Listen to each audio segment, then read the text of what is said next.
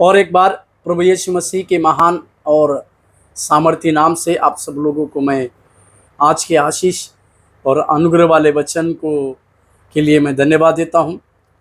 आज का वचन यूहन्ना उसके 3 अध्याय और उसके 9वें वाक्य को देखिए। यूहन्ना 3 अध्याय और 9वां वाक्य।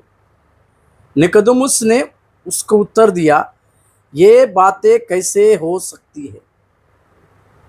निकोदेमुस जो यूहन्ना बपतिस्मा का शिष्य था, यीशु की शिक्षा को उसने सुना और उसके मन में बपतिस्मा को लेकर, पानी के बपतिस्मा को लेकर, मसीह जो उद्धारकर्ता के रूप में आने वाला है उसको लेकर कई एक प्रकार के प्रश्न उसके मन में थे।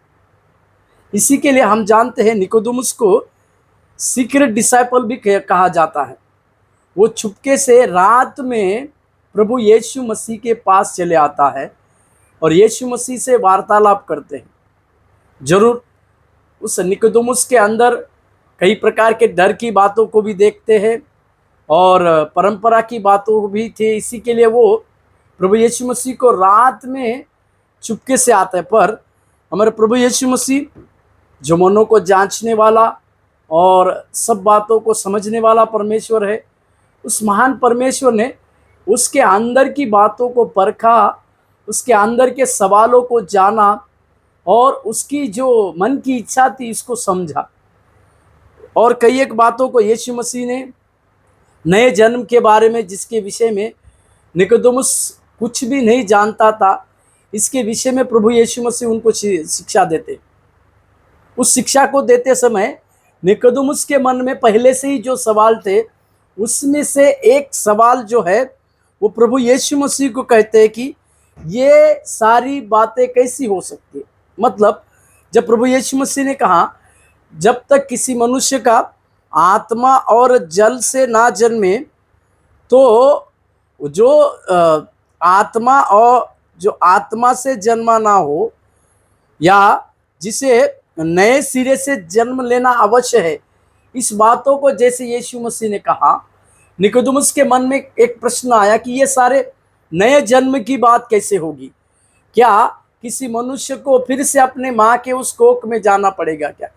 इस प्रकार की दुविधा की बातों में प्रभु यीशु मसीह उसे समझाते हैं कि अवश्य है हर एक मनुष्य के लिए नया जन्म पाना। और नया जन्म पाना ये परमेश्वर की उस आज्ञा को भी दर्शाता है, परमेश्वर के उस विधि नियमों को भी दर्शाता है, जिसको स्वयं परमेश्वर ने अपने 3.5 साल की सेवकाई में किया था। इसी के लिए नया जन्म के विषय में प्रभु यीशु मसीह के पास प्रभु यीशु मसीह ने उस निकोदेमुस के मन में जो सारी शंकाएं थी, वे सारी शंकाएं दूर की।